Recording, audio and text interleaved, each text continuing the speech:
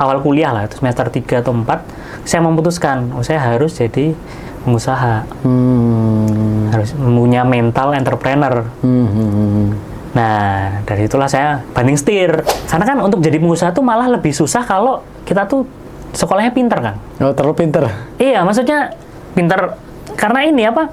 Pilihannya banyak, bisa kerja di tempat-tempat yang bagus juga gitu kan, karena nilainya bagus. Saya curiga nih, bentar saya tanya dulu nih, sebelum lanjut. Apa tuh? IPK-nya berapa? Aduh. Nah, jujur.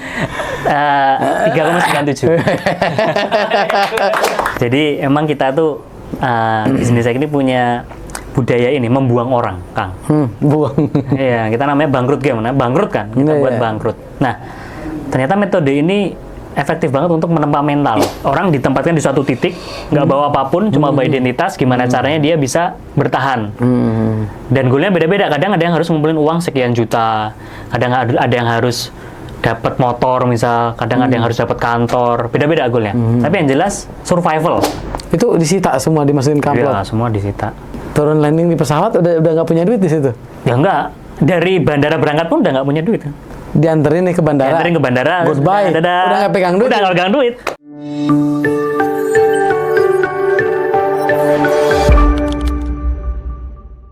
Mas Sugo, selamat datang. Halo, Kang Ridwan. Terima kasih, teman-teman. Terima kasih. Terima kasih. Ini Sobat Kang Ridwan. Mas Sugo ini saya culik. Beliau lagi ada event di Jakarta, saya culik. Beliau ini CEO dari Business Hack, ya. Itu lembaga training berarti? Lembaga training untuk edukasi para pebisnis. Edukasi para pebisnis. Dan beliau pernah satu panggung ya dengan Grace Tahir. Grace Tahir, Dahlan Iskan. Andrew Susanto. Ya, siapa lagi? Sama CEO terbaik Pak Hasnul Suhaimi. Itu betul. Sama co-founder inilah perusahaan-perusahaan yang besar. Karena memang kerjaan saya gitu kan. Betul, approach mereka buat jadi pembicara. Iya, tugasnya ngerekrut. Iya, ngerekrut. Jadi beliau sering sepanggung, jadi vibrasinya tuh dengan orang-orang hebat. Mau nggak ya? mau. Jadi Oh, biasanya di situ saya kerasa paling bodoh ya. Oh, iya. Orang-orangnya keren ya, tapi happy. Keren, hebat lagi ya. Mas Sugo bisa cerita dong, bisnis hack itu apa sih? Oke. Siap. Thank you. Sebetulnya bahagia mendunia. Iya. Jadi bisnis hack itu nama PT-nya PT Bisnis Hack Bahagia Mendunia. Oh, Kayak bajunya ini. Nah, jadi memang kita itu lembaga edukasi, training untuk pebisnis gitu ya. Untuk corporate juga bisa. Nah, jadi edukasi lah, training. Nah, kita itu sebenarnya berdiri dari 2014. Oke. Udah 10 tahun. Iya, Besok 10 Oktober itu ulang tahun kita, ke 10. Oktober bentar lagi dong. Iya, bentar lagi. Berarti dapat diskon nanti. boleh. Nah, cuma awalnya kita tuh perusahaan media kan. Jadi media itu kita upload artikel, kita dapetnya dari Google AdSense, dari orang yang masang iklan. Jalanlah 3 tahun lah. Sampai 2017.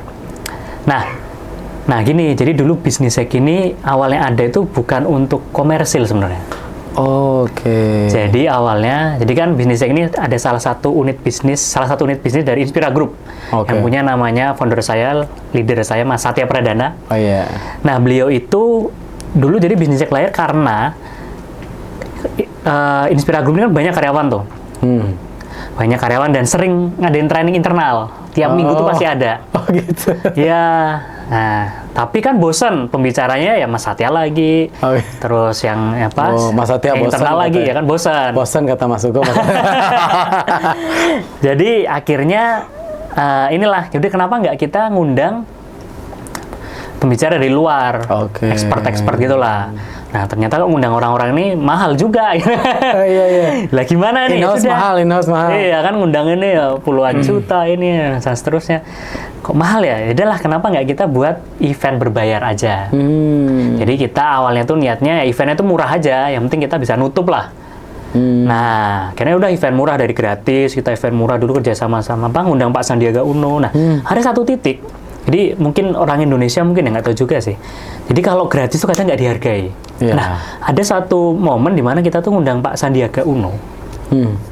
Kalau nggak salah ya, ini pokoknya sekelas menteri lah. Kita undang, acaranya gratis di Jogja, 1.000 orang daftar. Kita udah nyiapin kursi, nyiapin ini itu untuk 1.000 orang. Gratis. Tapi yang datang cuma 200-an. Kursi Maksudnya, udah 1000 kursi. Iya, kursi kan jadi kosongnya banyak banget. Jadi kan Pak Sandiaga loh yang datang loh. Masa masa banyak kursi kosong kan nggak enak ya Iya, kita sebagai malu. IO ya. Nah, mulai dari situ udah kita bikin event aja yang mahal sekalian nih. Jadi biar orang berkomitmen gitu kan. Nah, akhirnya mulai dari situ 2017 akhir kalau nggak salah kita mulai yang event pelatihan berbayar. Gitu. Jadi ya 2017 sampai sekarang. Iya. Gitu. Akhirnya jadi PT sendiri. Jadi awalnya dari problem sendiri sebenarnya. Iya, dari problem sendiri. Kok bosen ya yang nge-training orang-orang internal terus gitu kan. Iya. Dan ini jadi core bisnis sekarang berarti kalau kayak gitu atau enggak juga? Kalau saya ya fokusnya di bisnis hack. Oh, Cuma iya, si maksudnya. founder saya tadi punya banyak hal kan. Cuma beliau juga Ya grupnya tetap jalan, Iya, grupnya tetap tapi jalan. Mas Hugo ini fokus di bisnis hack. Kan kemarin juga baru bikin event ya. Iya, Secret ya, salah satu Ya, peserta. Iya, kena ketemu lagi gitu kan ya. Ya kan banyak lah training kayak gitu ya. Banyak. Ah, Kita trainingnya ada banyak, ada untuk CEO-nya, untuk HRD, untuk marketernya, untuk operation COO-nya. Nah, kita di situ. ya, itu Mas Hugo kok bisa sih ngundang orang-orang hebat itu? Kan gak gampang loh, bisa ngundang orang hebat itu. Nah, ini ada ilmu menarik nih kan, yang saya belajar dari Mas Satya. Cuma saya pernah baca juga di buku. Jadi, kayaknya dari LinkedIn kalau nggak salah ya, founder LinkedIn. Dia tuh intinya dia bilang kalau kita tuh bisa menjangkau siapapun yang ingin kita kenal. Oke. Selisihnya itu cuma 4 Ya. jangkauan. Kalau nggak salah 4 atau 7, kalau 4. Maksudnya apa sih 4? Misal saya pengen kenal, misal Kang Ridwan pengen kenal siapa? Misalnya siapa ya? Kalau ditanya kok jadi blank gini ya? Pengusaha misal, Ya, pengusaha dunia. pengusaha lah. Siapa? Sandi Uno misalnya. Sandi Uno. Ya kan? Nah, Sandiaga Uno. Misalnya sekarang kan nggak kenal kan? Berarti kan bisa jadi Kang Ridwan punya temen, katakanlah namanya A. Nah, A ini juga nggak kenal Sandiaga Uno, tapi temennya A, si B, itu dia punya link ke Sandiaga Uno. Nah, gitu maksudnya. Ya, Jadi, 1, 2, 3, tadi 3. Jadi cuma, selisihnya itu cuma maksimal 4 katanya. Misal saya kasih contoh, saya pengen kenal misal Elon Musk gitu kan. Nah, selisihnya, orangnya berapa? Nah, sekarang, dulu awal, sekarang kan saya kenal sama Bu Grace Tahir. Ya. Mas Panggung juga. Nah, Bu Grace Tahir punya ayahnya Pak Dato. Ya. Pak Dato kan bisa jadi kenal Elon Musk. Nah, gitu loh Iya. maksudnya. Jadi selisihnya cuma Deket ya? iya, dekat. Artinya selama kita nyari itu mana nih keempat link yang hilang ini. Iya, iya. Jadi ya gitu yang Jalur saya pakai mana yang gitu. cepet lah gitu Jalur ya? mana yang cepat. Saya carinya gitu. Banyak. Jangan salah jalur juga ya. Iya. Salah jalur karena menemu gitu. Iya, jadi cara kenal dengan orang-orang hebatnya gitu nih, Tang. Sesederhana itu. Walaupun ya prakteknya ya nggak sederhana banget, karena kan masih ini orang siapa kok ngajak. Betul. Nah, dan seterusnya. Ini orang hebat dan orang hebat kan siapa lo kan? gitu Iya, ya. benar. Nah ini kan kayak ngundang-undang orang hebat ini kan artinya kalau udah satu keundang yang lain lebih mudah. Betul. Gitu Betul. ya, oh gitu ya. Makanya kenapa bisa orang yang diundang kan orang-orang hebat semua gitu. Ya, dan harus belajar ini juga networking kan. Ah, oke. Jadi ada tuh tekniknya gimana biar si orang hebat ini mau ngelihat kita gitu kan. Oh, gimana dong? Gimana nih kalau saya spill jadi tahu nih. Oh. Nggak apa-apa lah ya. Intinya ini Kang, ada satu rumus tuh bagus banget. Jadi kalau kenal sama, nggak harus orang hebat lah, siapapun lah, itu sebaiknya kita dikenalin, direferensiin. Nah, lalu yang referensi ini kalau bisa di briefing. Pak, tolong dong kenalin saya sebagai ini. Oke. Nah, dan ya itu ada kode etiknya, maksudnya bisa aja kita bilang kenalin saya sebagai orang yang jago ini, padahal enggak, itu kan menyalahi ya, maksudnya enggak bagus lah. Sesuai tapi angle-nya pas. Sesuai tapi kita dikenalin. Jadi orang kan sekarang zamannya referral ya. Jadi orang lebih percaya kata temennya. Nah, kalau kita dikenalin oleh temennya orang yang mau kita kenal, apalagi itu temen dekat misalnya, atau orang yang dianggap guru gitu kan. Nah, itu pasti dia lebih gampang. Itu ya, itu tuh triknya. Gitu. Jadi networking tuh mudah ya. Jadi jangan Kalau tahu masuk ilmunya. lewat ini, jangan masuk lewat pintu depan. Gimana tuh maksudnya? Jangan masuk, maksudnya kalau ke gedung itu kan kita masuk lewat resepsionis. Terlalu lurus gitu. Lewat satpam, nggak bisa, itu lama. Langsung gitu. ditolak. Langsung, lama lah ya. Langsung aja kenal kepalanya siapa. Itu yang gimana caranya. Ya. Jadi sebetulnya kalau memang kita mau cari seseorang itu tangganya tuh nggak panjang gitu, nggak sepanjang itu. Nggak sepanjang itu. Tentu kita juga harus punya value tadi ya Kang. Ya. Nggak cuma siapa lo kan, tapi kita benar. juga mau sharing values kita kan ke dia, atau apa yang saya bisa bantu kan gitu. Iya. Kan sekarang yang kacau itu Kang, di public figure itu kan, maksudnya followersnya tuh banyak yang paling parah tuh minta duit, ada yang minta tolong ini itu tanpa ngasih value kan orang malas juga kan. Siapa lu? Iya, siapa lu? Apalagi minta duit. Mending gua kasih duitnya ke saudara. Iya, benar. Nah, itu yang kadang sering orang lupa. Atau sesederhana, Pak, saya izin mau belajar. Ya. Bagus sih, cuma kan kalau orangnya dia begitu sibuk, ya banyak yang mau belajar sama saya kan gitu ya. Jadi apa yang bisa kita tawarkan gitu kan? Kita punya apa nih? Ini kayaknya Bapak cocok dan seterusnya atau seterusnya. Oke, jadi sebelum ketemu orang hebat kita perlu mempertegas dulu apa sih yang bisa kita tawarkan, ya kan? Jangan sampai datang bingung mau ngomong apa. Betul. Dan yang sering lupa orang itu adalah lupa untuk riset, kepo. Karena kan bisa jadi kebutuhannya orang yang mau kita temui ini atau kita kenal ini itu satu hal yang kita miliki gitu. Oh, saya punya nih kenalan ke ini. Nah, itu yang nanti kita ajuin sebagai bahan obrolan. Karena dia lagi membicarakan itu, terus kita masuk. Betul. Jadi nggak sembarangan kita punya value apa, tapi kalau misal kita punya value jago masak misal. Terus orang ini nggak ada hubungan sama masak, tiba-tiba, Pak, saya jago loh masak ini loh. Terus kenapa? Kecuali dia lagi nyari chef gitu kan. Pak, saya punya nih, saya jago masak kan, saya kenal chef ini. Nah, gitu. Jadi harus tahu cara membuka gerbangnya. Itu yang... Karena orang-orang yang hebat itu kadang dengan kita mention apa yang dia posting pun seneng ya. Betul. Misalnya, jadi Pak, Bapak kemana lagi ke sini ya? Saya udah follow Bapak gitu. Dia seneng kan gitu. Benar. Dari situ kan semacam pembukaan lah. Buka gerbang. Ya, ini tertarik nih ngomongin networking karena Mas Hugo ini datangin orang-orang hebat kan ke trainingnya gitu. Tapi saya penasaran ya, Mas Hugo ini kan sekarang jadi CEO Business Hack. Ya kan, aslinya tuh dulu kuliahnya sarjana apa gitu? Oh iya, ini menarik nih. Jadi saya di bisnisnya kan jadi CEO. Jadi sebenarnya saya berbagi peran CEO sama founder saya Mas Satya. Jadi beliau juga ada peran CEO-nya lah di bisnis hack ini. Nah, menariknya Kang, saya dulu tuh saya tuh orang teknik. Jadi 8 tahun itu saya belajar di bangunan, teknik sipil dan arsitek lah ini ya. Dulu kan saya SMK-nya 4 tahun tuh di Jogja tuh ada tuh STM 4 tahun. Bukan karena nggak lulus lah. Emang programnya 4 tahun? Programnya 4 tahun gitu kan. 4 tahun di situ, terus lulus, dapat beasiswa di teknik sipil. Jatuhnya D1 kan keluar dari... D1 awalnya ya? Enggak, awalnya SMK itu? SMK, hitungnya tetap SMK, nggak lulus. Bukan D1. Nah, lulus. Inilah, saya dari keluarga biasa aja lah Kang. Dari keluarga biasa yang pokoknya kalau bisa sekolah tuh di negeri gitu kan, karena gratis, murah. Jadi beneran dari keluarga biasa yang keluarga tuh nggak punya darah pengusaha. Karyawan, nah. Apa? Karyawan lah ini ya.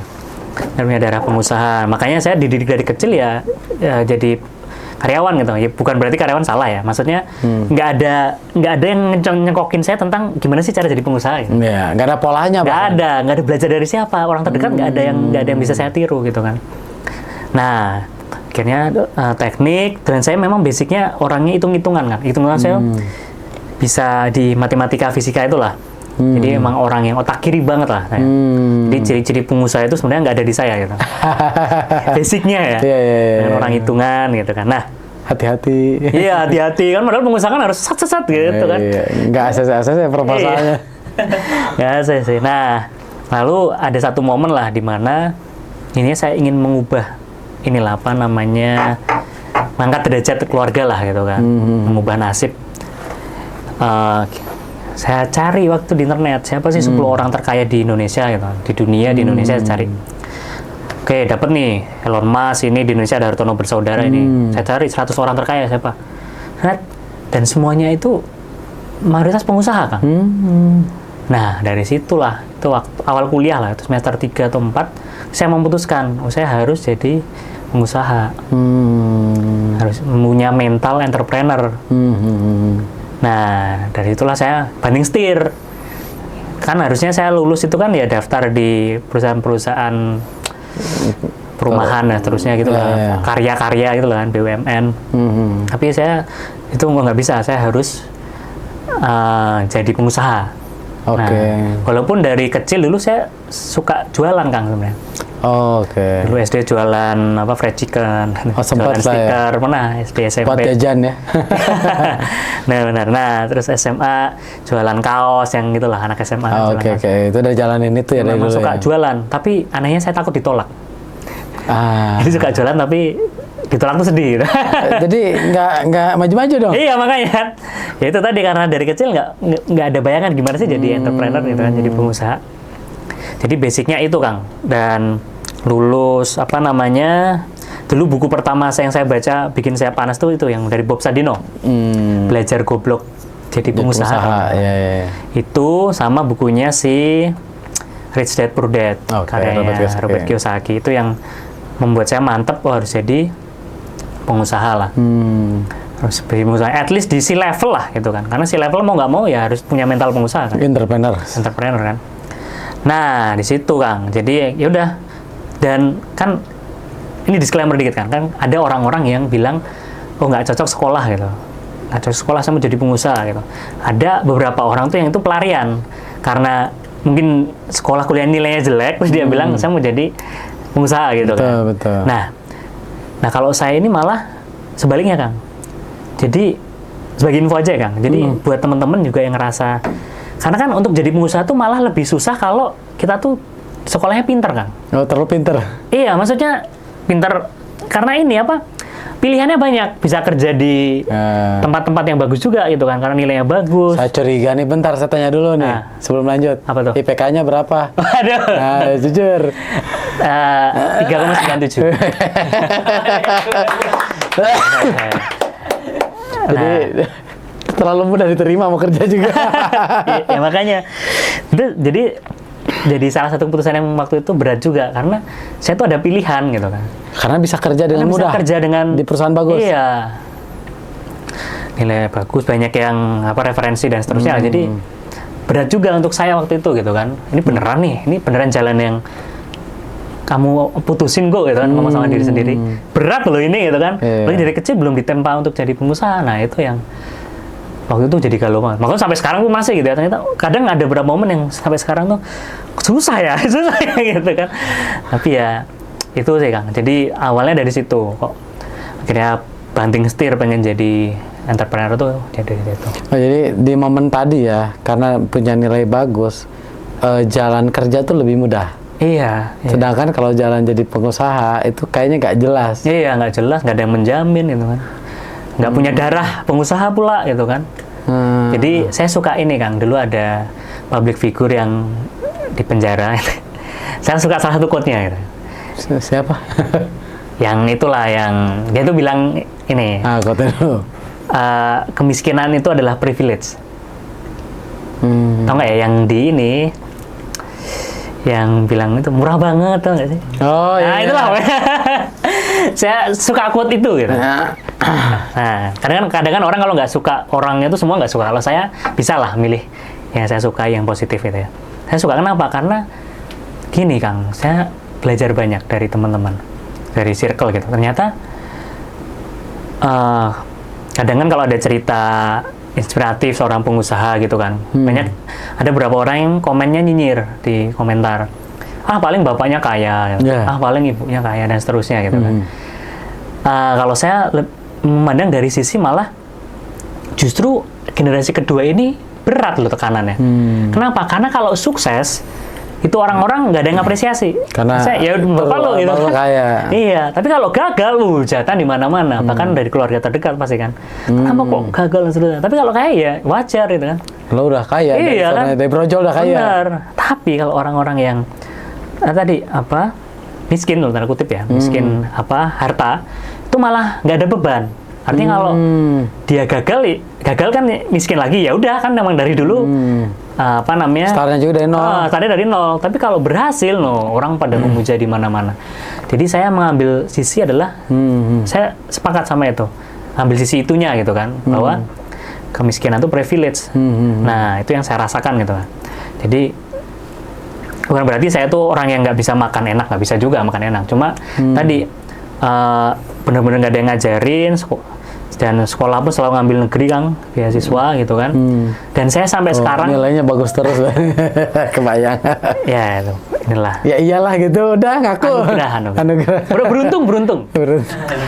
Nah, sampai sekarang bahkan ini Kang, saya itu saking hidup sederhananya itu. Kan dulu tuh saya makan selalu kalau nggak di Jogja kan saya, kalau nggak di angkringan, di burjo, bubur kacang hijau lah, warteg lah kalau orang Jakarta. Sampai sekarang itu, saya lebih suka nongkrong di itu, warteg-warteg, burjo-burjo gitu lah. Sampai sekarang? Sampai sekarang. CEO ini? Iya. Saya sering tuh, pokoknya di Jogja kan banyak burjo. Jadi kalau orang tanya saya, tempat nongkrong di Jogja mana yang bagus? Nggak tahu, tapi kalau tempat burjo mana yang bagus, saya tahu. Oh gitu? Iya, karena nostalgia itu kan, saya dari kecil sampai kuliah masih waktu itu. Dan masih nikmat kan makan di situ? Iya, kayak makan kayak dulu nasi telur, itu harganya 5.000, sekarang 12.000 tuh rasanya sama kan, tapi harganya sampai udah 2 kali lipat. Saya lebih suka nongkrong di tempat gitu, karena walaupun saya kalau nongkrong di tempat-tempat, kalau orang-orang besar kan nggak mungkin nongkrong di situ kan. Iya, tergantung. Saya menyesuaikan juga dan momen lah ya Mas. Momen. Nah, jadi tadi terbiasa hidup sederhana, jadi nggak ada tekanan yang gimana-gimana gitu kan.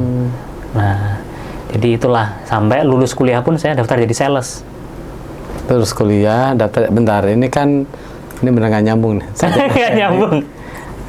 Daftar jadi sales, oke, lanjut. Ya, tadi kan lulus kuliah tuh. Nah, karena saya udah banting setir tuh, saya harus jadi pengusaha. Pengusaha itu saya cari ciri-cirinya apa sih? Yang pertama ternyata jago jualan, marketing atau sales. Berarti kalau mau jadi pengusaha ya harus jago jualan. Makanya daftar jadi Makanya daftar sales. Kenapa nggak di corporate, sales corporate? Nggak kepikiran? Karena saya pernah dengar ini Kang, kalau Jack Ma atau siapa yang ngomong ya? Ini dia bilang kalau kita kerja di perusahaan yang besar banget, Jack Ma. Itu kita jadi sekrup aja. Iya. Jadi sekrup gitu kan. Jadi kalau di perusahaan yang menengah, SME gitu ya, UMKM gitu misal, itu malah kita bisa belajar banyak hal. Kita mulai dari awal, dari nol gitu. Gimana jualan, gimana terjun langsung ke market. Nah, saya waktu itu ya sudah, saya daftar jadi sales di yang door to door, yang bukan dari perusahaan besar. Karena kalau mulai jadi pengusaha pun juga harus dari nol juga kan. Ya. Kalau langsung ke perusahaan besar bingung, kan semua sudah ada sistemnya. Pengadaan ya tinggal kontak siapa, ini supplier udah ada, tapi kalau mulai kan nggak ada. Jadi daftar sales saya. Padahal saya orang introvert. Dari tadi aneh terus nih. Makannya di warteg ya, bisa dibilang gitu ya. Atau angkringan ya. Itu sesuatu yang humble ya menurut saya. Terus sarjana teknik. Terus apa tadi ke sales, padahal orang introvert. Jadi introvert tuh nggak gampang ya untuk mencoba di area sales itu. Nggak, susah banget. Introvert kan nggak suka ngobrol sama orang. Apalagi kalau dikenal nggak apa-apa ya, tapi kan ini orang asing. Tiba-tiba datang. Itu nggak mau tuh biasanya. Iya kan, ditolak. Maksudnya ditolak tuh sakit loh rasanya buat orang introvert ya. Iya, betul. Saya lah gitu kan. Itu daftar sales dan salesnya. Nah ini mohon izin. Jadi Kang Dilan pernah nggak didatengin orang yang jualan voucher?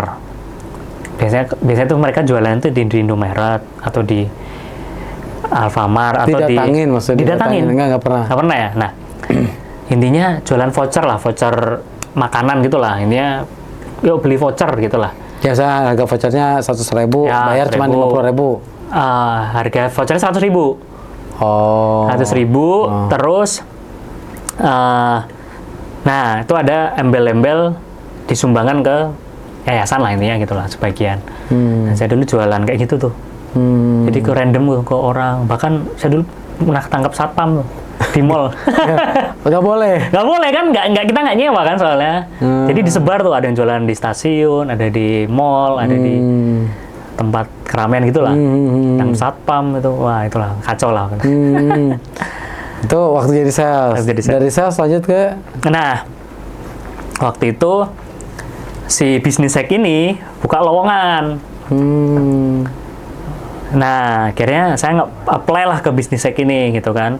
Karena saya tahu nih bisnis hack ini, karena gini, kalau mau jadi pengusaha itu paling gampang, lingkungannya harus pengusaha semua dulu, mayoritas. Karena mau nggak mau, kita pasti akan terbawa ya, ke bawah gitu kan. Mau nggak mau, nah akhirnya ya udah dari kuliah saya joinin lah beberapa komunitas pengusaha gitu, dan bisnis hack ini ternyata dia buka training untuk pengusaha. Wah, ini saya bisa temenan sama teman-teman yang hebat kayak Kang Ridwan ini juga karena bisnis hack kan. Amin. Nah, disitulah akhirnya daftar. Saya daftar pun awalnya posisi apapun.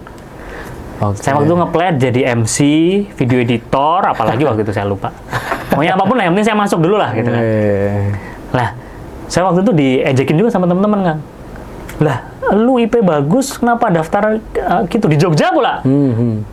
Apa, dapat duit berapa? Diejekin itu lah ini ya. Teman-teman dari Jakarta nih? Ya, pasti mereka ininya ke Jakarta. Perusahaan-perusahaan besar lah. Gitu kan, dikit lah waktu itu yang pengen jadi pengusaha. Nah, ya udah daftar dari video editor. Ya dari situ saya masuk. Dan ya itu pelan-pelan naik gitu kan. Karena dianggap dipercaya lah sama Mas Satya tadi, founder saya. Akhirnya dipercaya jadi memimpin di bisnis saya ini gitu. Oke, mantap ya. Nah, pertanyaan saya nih, ini kan Mas Hugo nih dipercaya Mas Satya ya, ditunjuklah menjadi CEO ya, ibaratnya seperti itu. Apa yang membedakan Mas Hugo dengan yang lain sehingga bisa seperti sekarang? Ini, kalau dirumusin satu kalimat gitu ya, skill buat, sebenarnya nggak cuma jadi pengusaha ya, jadi orang yang berhasil di bidang manapun lah, ternyata skill yang paling dibutuhkan itu skill menahan rasa sakit. Gimana tuh? Rasa sakit ketika gagal, ketika diejek, ketika misal katakanlah kalau pengusaha kan bangkrut, ketika rugi. Nah, kan pengusaha kan hidupnya gitu ya. Iya kan, Kang Dewan juga pasti ngerasain. Iya. Nah, ternyata skill yang bukan yang paling pintar ternyata paling tahan ketika jatuh gitu, bouncingnya lebih tinggi lagi. Mantulnya itu ternyata itu kan yang saya pelajari, dan dari teman-teman orang-orang hebat tadi, nama-nama besar yang tadi udah disebut juga sama. Mereka pain-nya nih, mengelola pain-nya ini. Itu yang, nah itu yang membedakan mungkin ya dengan yang lain. Jadi apapun yang nggak nyaman saya terabas. Nah, kayak keluar zona nyaman kan juga sakit ya rasanya. Nah itu juga udah terabas kan, whatever it takes. Mau nggak mau kan. Nah gitu. Nah, ngomongin zona nyaman ya, di bisnis hack tuh sering ada namanya tuh bangkrut game ya. Ini seorang Mas Hugo. Jadi bangkrut game tuh gini teman-teman, Mas Hugo tuh dikasih tantangan gitu ya. Tantangan. Pergi ke satu tempat, ya tempatnya nanti cerita lah Mas Hugo. Tapi dia uangnya, cincin, mungkin jam tangan, dompet, HP, semua disita. Ya, nggak apa-apa. Yang disisain hanya identitas saja. Hanya identitas. Itu gimana sih gamenya? Kayak gimana sih, bisa cerita? Dan tujuannya apa game itu? Gitu? Dan yang kerasanya gimana gitu? Jadi emang kita tuh bisnis ini punya budaya ini membuang orang, Kang. Buang. Iya, kita namanya bangkrut game. Nah, bangkrut kan, kita buat bangkrut. Nah, ternyata metode ini efektif banget untuk menempa mental. Nah, jadi tadi orang ditempatkan di suatu titik, nggak bawa apapun, cuma bawa identitas, gimana caranya dia bisa bertahan. Dan goalnya beda-beda. Kadang ada yang harus ngumpulin uang sekian juta, kadang ada yang harus dapat motor misal, kadang ada yang harus dapat kantor, beda-beda goalnya. Tapi yang jelas survival. Nah, waktu itu saya kan ada beberapa level bangkrut game. Yang paling gampang itu di dalam kota. 10 kilo, belasan kilo lah. Dari kantor lah ya? Dari kantor. Nanti pulang tuh kamu pertanyaan, kunci masuknya adalah udah bawa uang berapa? Gitu. Gitu kan. Kalau nggak bawa uang? Kalau nggak bawa, usir lagi. Cari lagi gitu kan. Iya dong. Waduh, gua udah selamat nih nyampe sini, suruh pergi lagi. Iya, saya harus pergi lagi. Kan 10 kilo nggak bawa duit kan? Iya, nggak bawa duit. Kalau dia udah nyampe, berarti dia dapat ongkos dong. Ya. Tapi kalau dia agak sesuai Ya, target, cashnya suruh nggak pergi dapet. lagi. Baru lagi. Iya, nah tuh. Kan apalagi Gen Z kan katanya sekarang kan gitu ya kan. Mentalnya nih katanya apa? Strawberry katanya orang-orang. Iya. Nah ini bagus banget nih buat gitu kan. Jadi dalam kota level yang paling gampang, lalu level selanjutnya luar kota. Kalau kami kan di Jogja berarti ya dibuangnya di Solo, di Semarang. Terus lain lagi luar provinsi itu ada ya mungkin dari Jogja dibuang ke Jakarta, ke Surabaya gitu kan. Terus luar pulau level selanjutnya. Terus luar Asia Tenggara, lalu nanti di negara-negara yang kayak Afrika gitu. Oh. Jadi yang intinya ngurus visanya nggak ribet. Oh, soalnya kalau ke Eropa Ya, ribet pasti ya. ribet lah, pasti Harus ada dideportasi lah. duit. Iya kan masa nggak bawa duit? Nggak bawa handphone? Iya gimana? Nah itu Kang. Jadi yang menarik, yang saya dalam kota udah pernah lah, intinya udah pernah lah dan berhasil. Nah, saya pertama kali yang waktu itu sampai mules Kang. Saya dibuang ke IKN. IKN pas belum jadi ya, 2020 sebelum COVID. Kan masih hutan berarti. Masih hutan di Penajem. Jadi intinya goalnya gini. Nah ini makanya Mas Satya ini nanti mungkin kalau kesempatan diundang ke sini. Udah diundang. Udah ya.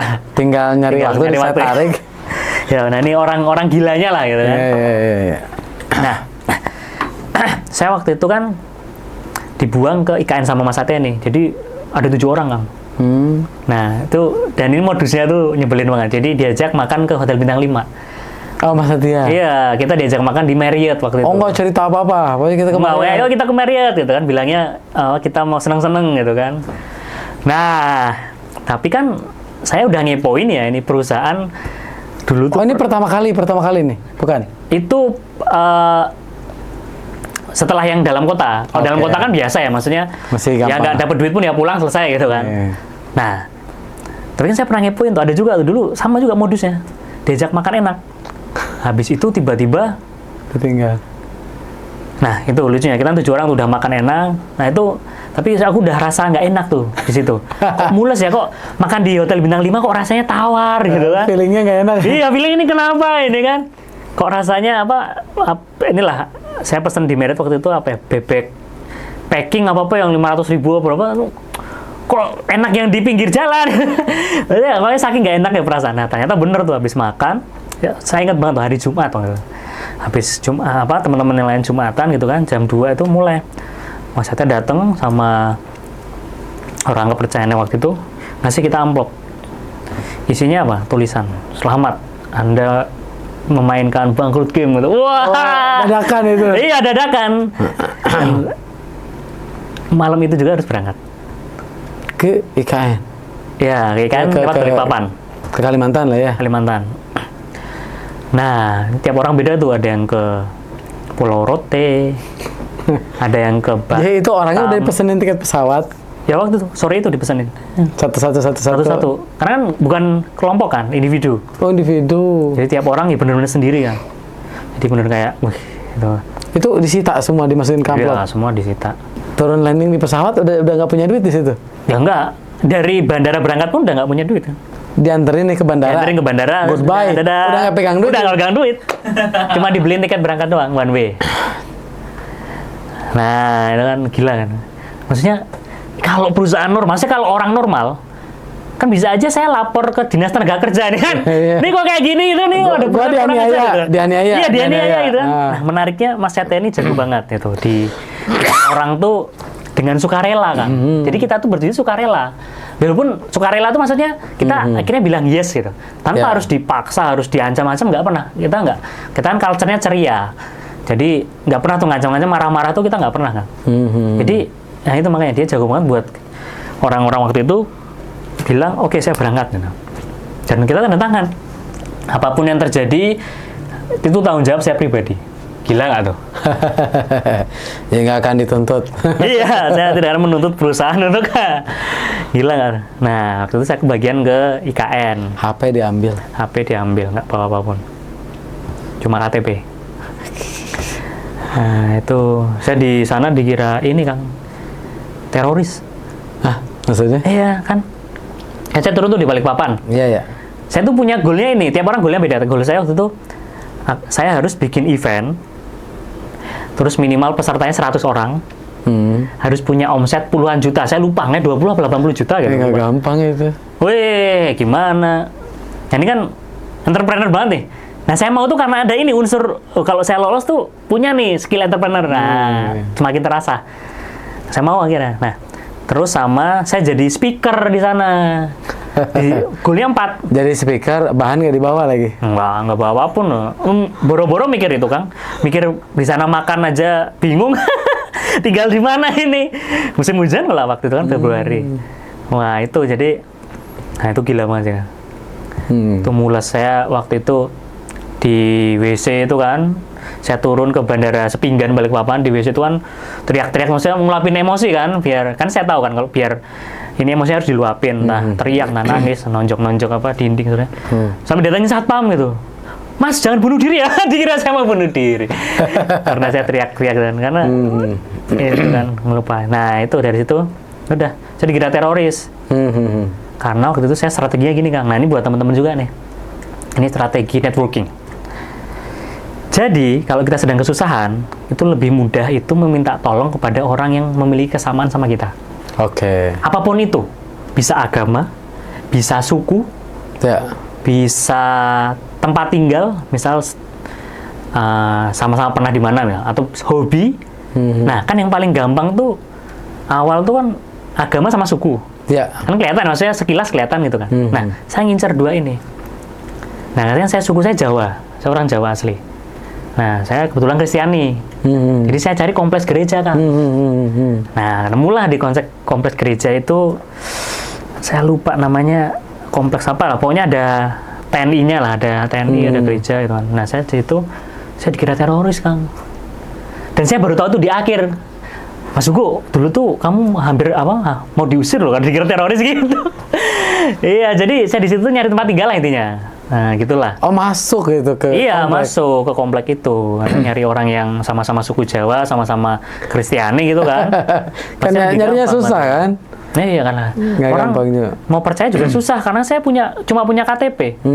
Saya waktu itu bilang apa? Bilang ini kan, saya mau latihan kepemimpinan. Ya orang juga bakal percaya kan, apa ini latihan kepemimpinan cuma bawa KTP, mencurigakan gitu kan. Nah, saya dikira teroris tadi. Saya tuh baru tahu di akhir. Dan orang karena kan, dulu pernah ada di situ soalnya kompleks gitu. itu. Pernah kejadian. Pernah ada gitu. Ya mereka agak hati-hati. Iya, agak lah. hati-hati.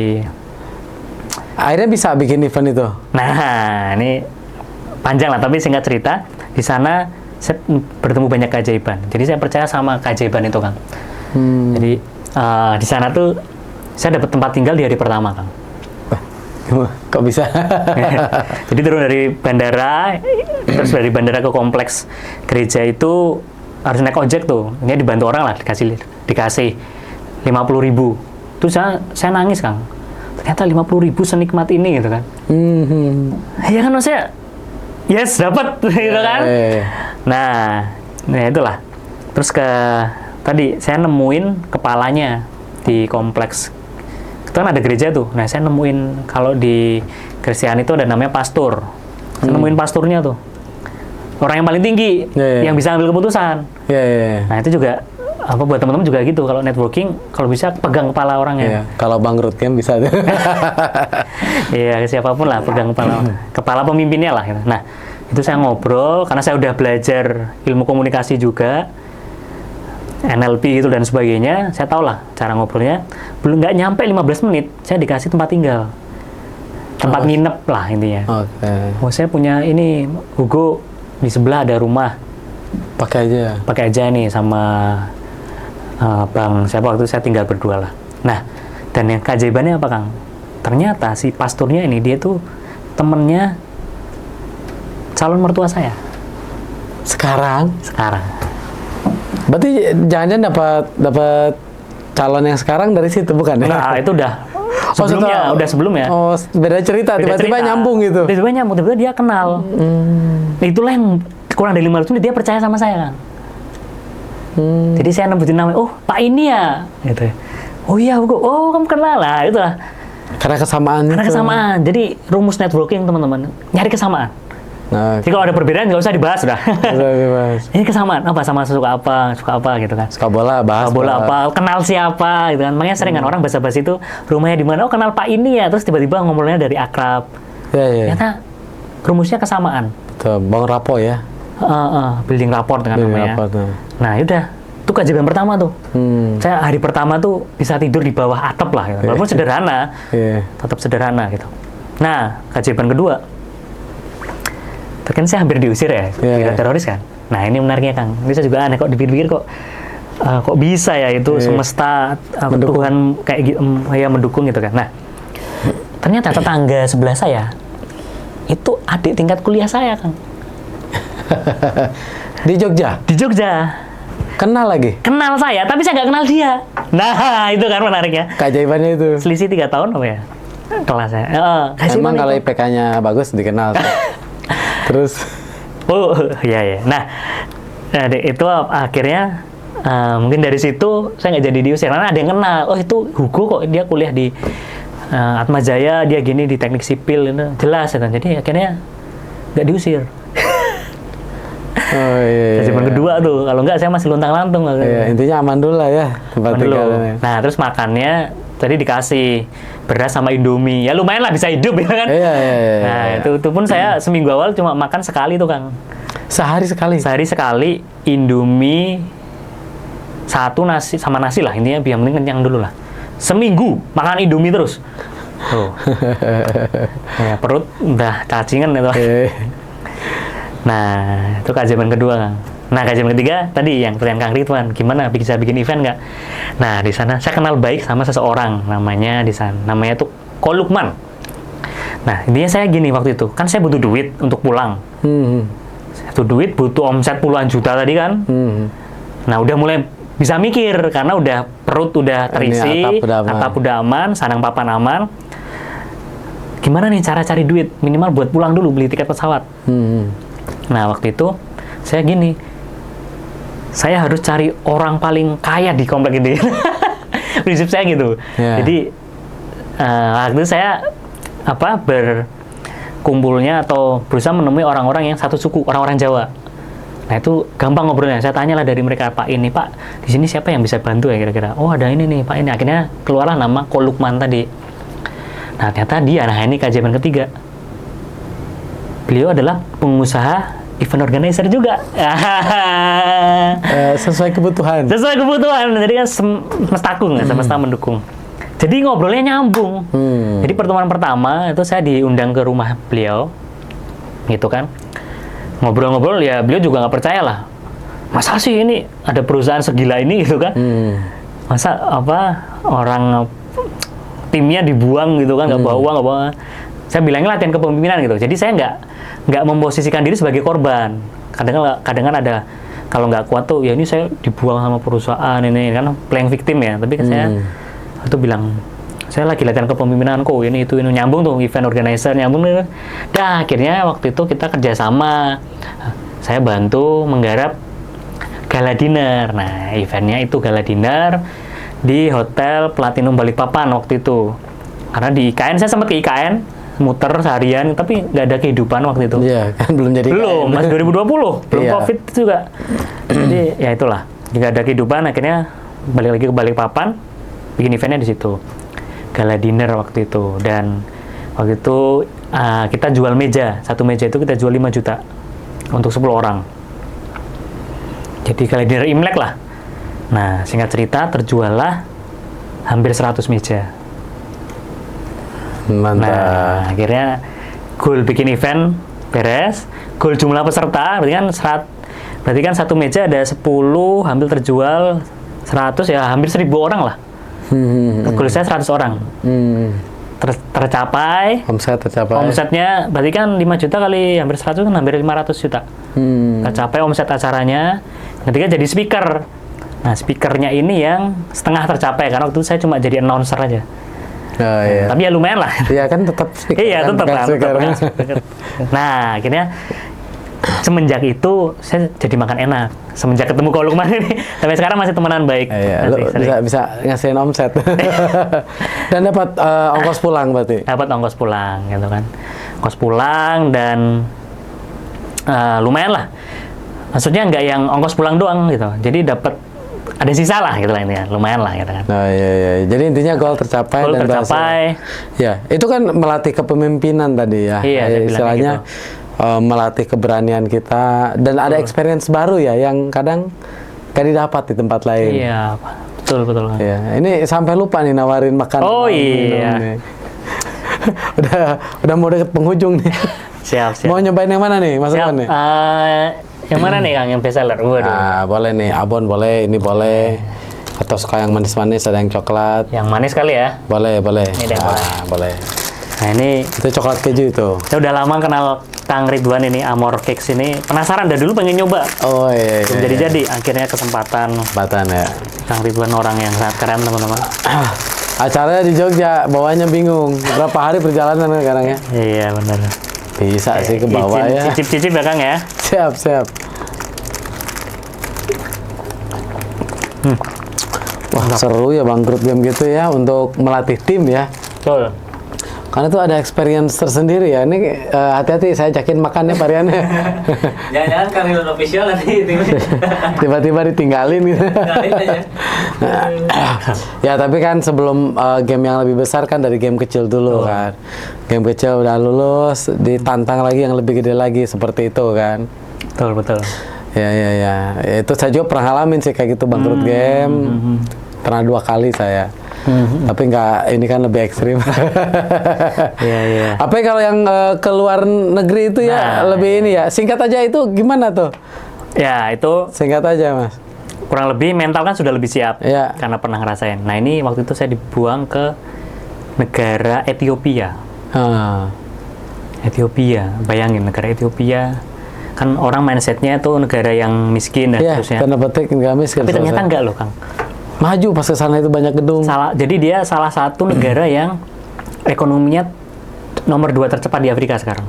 Pertumbuhannya. Nah, saya kenapa memilih negara itu? Karena dia 20 tahun lalu dari yang antah berantah sekarang jadi lumayan maju. Dan saya ingin belajar itu. Nah, akhirnya sekalian lah. Kan bahasa Inggrisnya lancar. Siapa? Masuk gua. Ya dilancar-lancarin lah. Mau nggak mau. Di sana bahasa Inggris juga kan berarti? Untung di sana ada yang bisa bahasa Inggris, orang lokalnya. Tapi emang di sana bukan bahasa Inggris ya yang dipakai. Ya kan kalau nggak ada HP nggak bisa translate. Nggak bisa. Ya bahasa Inggris, cari orang yang bisa bahasa Inggris. Ketika ke sana, handphone pun diambil. Nggak bawa handphone, nggak bawa uang dari Jogja tuh nggak bawa. Cuman uang. bawa paspor doang. Paspor sama KTP ya, sama SIM lah, nggak tahu buat apa waktu itu aja buat semua lah identitas. Yang namanya identitas dibawa lah. Identitas. Siapa tahu bisa dijaminin gitu, digadein. Iya, siapa tahu bisa digadein kan lumayan. Nah itu ke Ethiopia. Goalnya apa itu? Balik lagi kalau goal di Ethiopia. Goalnya di sana saya dikasih goal pertama mempelajari sesuatu. Itu kan kayak hack ya, scale up kan, scale upnya negara Ethiopia. Itu gimana? Kedua ya balik lagi dengan uang sendiri. Dan saya juga ini diajakin teman, ngapain ke Ethiopia? Udah tiketnya lebih mahal dari ke Eropa. Ke Eropa kan cuma 5 jutaan ya tiket. Ethiopia 15 jutaan loh. Oh berarti baliknya lebih susah dong? Oh iya susah, karena harus ngumpulin segitu di negara Afrika pula. Pertama kali tuh ke Afrika. Tapi berhasil balik lagi? Berhasil balik lagi. Kunci keberhasilannya di bagian apa itu? Kunci keberhasilan, sebenarnya saya cuma mengulang yang tadi bangkrut game di Kalimantan tadi ya, yaitu networking, sama tadi bisa ngasih value apa biar kita dapat something. Oh, berarti cari orang Indo di sana nggak dapat tapi? Di sana saya ke Dubes tapi pas tutup. Nah, saya dihubungkan oleh Dubes itu ke orang lokal, yang nemenin saya. Nah, jadi kan ini Kang, singkat cerita kan dari Jogja ke Jakarta, Jakarta ke Ethiopia. Nah, saya punya waktu Jogja Jakarta kan kurang lebih sehari lah. Maksudnya dari misalnya Jogja Sabtu berangkat, terus berangkat ke Ethiopia itu Minggu siang gitu lah. Saya punya waktu sehari tuh di masjid di Indonesia. Itu saya udah cari duit. Jadi udah nyicil. Gimana nyari duit gimana gitu kan. Terus nyari duit di Indonesia dulu. Jadi di sana tinggal tambahin gitu rencananya. Oh, jadi bisa boleh bawa duit Tapi dari hasil. Dari Tanpa hasil. duit. Ya, tadi menghasilkan uang gitu kan. Jadi nggak nol banget lah nyampe sana. Bisa beli makanan lah. Iya, karena kan di sana pasti lebih susah kan. Jadi di Indonesia saya udah nyari duit minimal buat nambah-nambah tiket pulang lah, gitu kan. Tiket pulang gitu kan. Gitu singkat cerita, Kang. Ya, jadi mental-mentalnya ya setelah melakukan kegiatan yang seperti tadi itu jadi terasa ya. Iya. Nanti ada foto-fotonya, nanti saya kasih lah. Siap-siap, nanti tinggal dimunculin. Iya. Mas Ugo, ada tips gak nih buat Sobat Kang Ridwan yang ingin menjadi seperti Mas Ugo? Artinya Mas Ugo ini kan dari tadinya karyawan, bisa mencapai proses untuk menjadi CEO kan melalui proses yang panjang ya. Cuman tadi kan kita singkat ya ceritanya. Melalui proses yang panjang. Ada tips gak sih buat teman-teman sehingga supaya bisnis mereka bisa maju? Apa yang bisa mereka lakukan? Oke. Nah ini jadi sebenarnya entrepreneur itu kan bukan profesi sebenarnya kan, adalah mental kan. Jadi karyawan pun yang bermental entrepreneur ada sebutan intrapreneur. Nah itu sebenarnya juga punya mental. Jadi saya percaya entrepreneur itu sebuah mental. Nah mental pengusaha ini, entrepreneur ini, bagi saya tipsnya adalah kelilingi sama orang-orang yang di atas kita. Oke. Karena kita mau nggak mau pasti kan terpaksa untuk ikut ketarik naik gitu kan. Tarik naik. Nah, walaupun pasti nggak nyaman, tapi harus siap nggak nyaman gitu. Karena saya punya link-link ke konglomerat, orang-orang besar gitu kan. Kadang ada rasa insecure loh kan, kayak gila ini kekayaannya mungkin 1000 kali, 2000 kali kan. Gimana nih kok mereka, kadang saya senang juga kok bisa ngobrol sama mereka gitu kan. Nah, akhirnya itulah yang memaksa saya untuk memantaskan diri terus, memantaskan diri. Nah, akhirnya ya mau nggak mau kan bertumbuh, walaupun tetap perjalanannya pasti nggak mudah lah, Kang Ridwan tahu lah. Nah, jadi tipsnya satu aja deh, kelilingi sama diri kita orang-orang yang kita ingin rekeningnya tuh semereka. Nah, gitu. Iya. Jadi kayak kalau kita pengen wangi parfum, gaulnya sama tukang parfum. Iya, benar. Ini sama nih, ini ketarik sama yang rekeningnya gede-gede gitu. Iya kan, jadi mau nggak mau. Iya. Gitu.